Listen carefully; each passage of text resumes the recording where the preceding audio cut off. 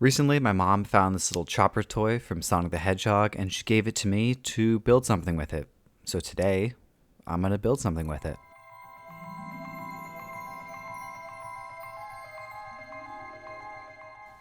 The first thing I do is I lock down all the moving parts with this super thin super glue, and this will just make it easier to build and paint later.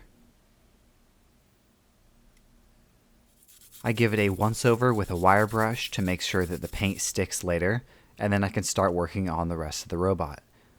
This green thing here is a little toy helmet from some action figure I had, and it is going to be the pelvis of the robot, basically where the legs are going to attach to. And to make it easier to attach, I'm adding some surface area with this rolled up piece of EVA foam. Not only does this give me more surface area, but superglue sticks to EVA foam really well, so if the other plastic doesn't stick, at least the foam will.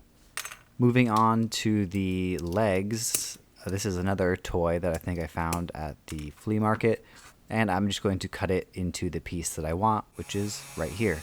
I'm drilling a hole in this to add a wire, which will then attach to the bottom part of the leg, which is just another piece of plastic. This is a wooden bead that I'm using as an ankle joint, and then for the feet, just some more pieces of plastic that I had in my Greeblies box. Making robot feet is always somewhat difficult for me, so I'm glad that these ones came together pretty easily. I drill a hole all the way through the pelvis, and then I add an aluminum bar, and this will become the hip joints for the two legs. I add some spacer beads, and then I add the legs onto that bar that I just put in.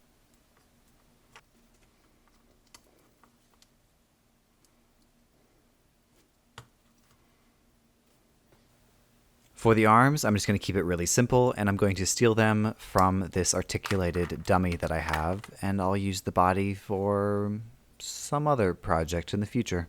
We'll see. The arms are pretty cool on their own, so the only modifications I really make are adding a few wires and some spacer beads to help me attach to the body later.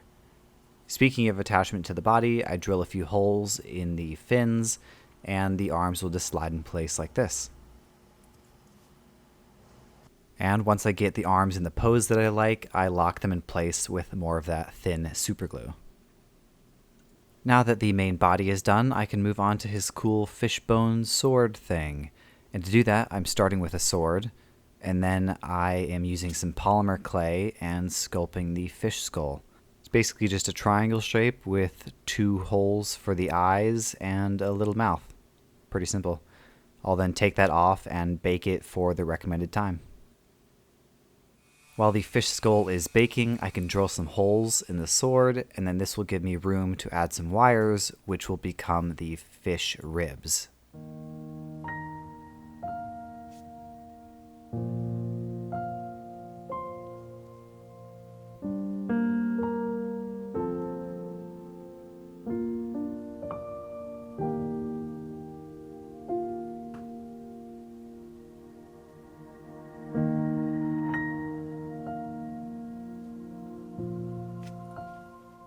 Now, I've never done this before, and this idea sort of came to me randomly, but I wanted to make it look like it was a dried fish, like a fish carcass you'd find on the side of a river, all mummified.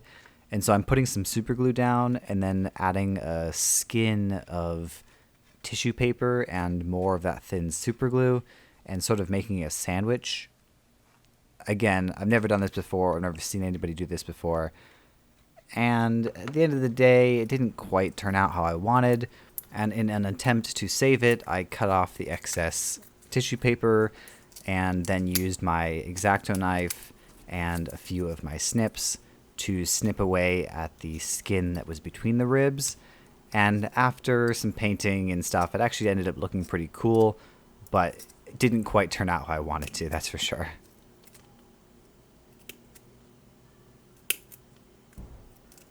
After clearing up most of the skin, I added some more of that thin super glue and then sprinkled on a bit of baking soda, and this just solidifies into a hard coating, which ended up actually looking kind of cool.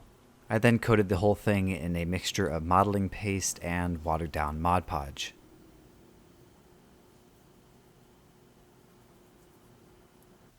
And here is everything all put together before painting. Using a mix of these two colors, I make a fishbone color, and then I paint it over my fishbone sword.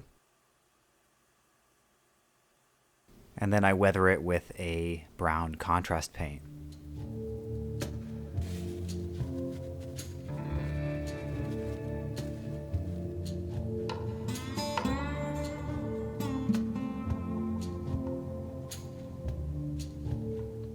For the main body, it gets a coat of flat black primer and then a silver dry brush that I do on almost every one of my projects.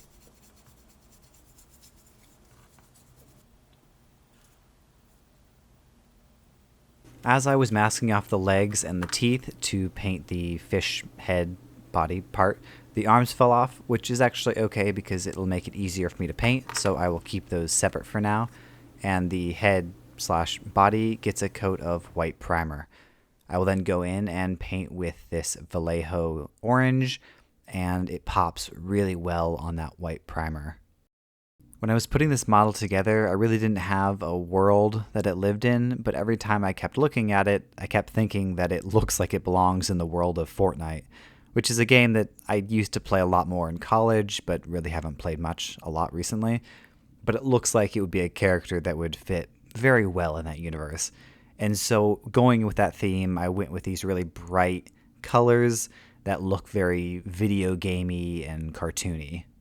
I'm using this gray color as a primer. Basically, I'm putting it on so that when I do the orange and the tan later, they'll pop more and I won't have to do as many layers.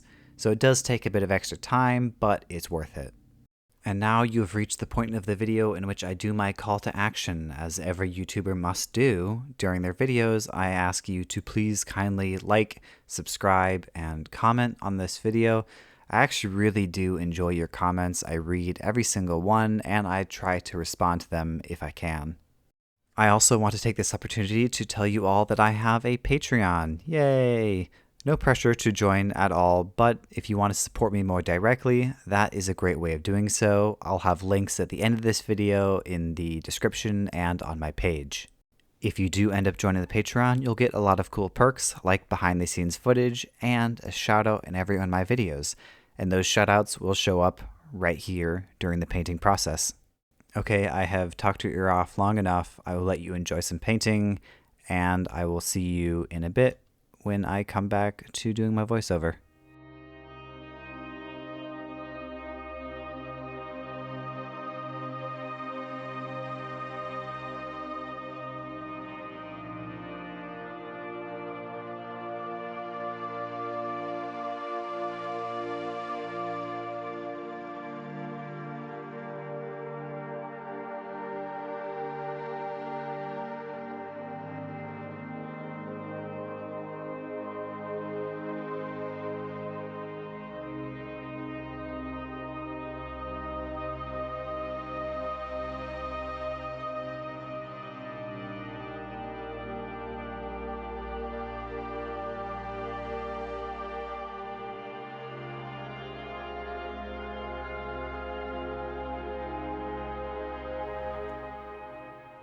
Hi, I'm back.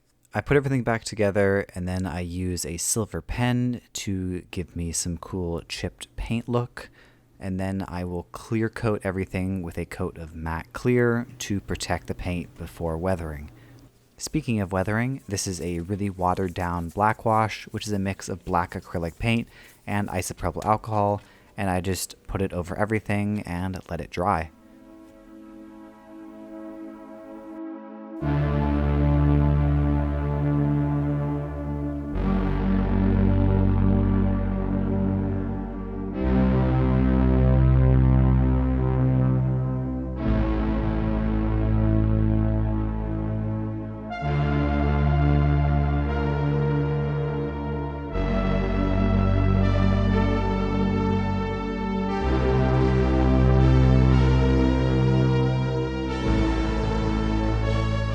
Hey, thanks for sticking around till the end of the video. If you enjoyed this video, consider dropping a like, consider subscribing. I've got plenty more videos like this on my channel, and so if you like this one, I'm sure you'll like at least a few others. If you have any comments, questions, or concerns, put them down in the comment section and I'll try to get back to you. Thank you all so much for watching, and as always, I'll see you in the next video.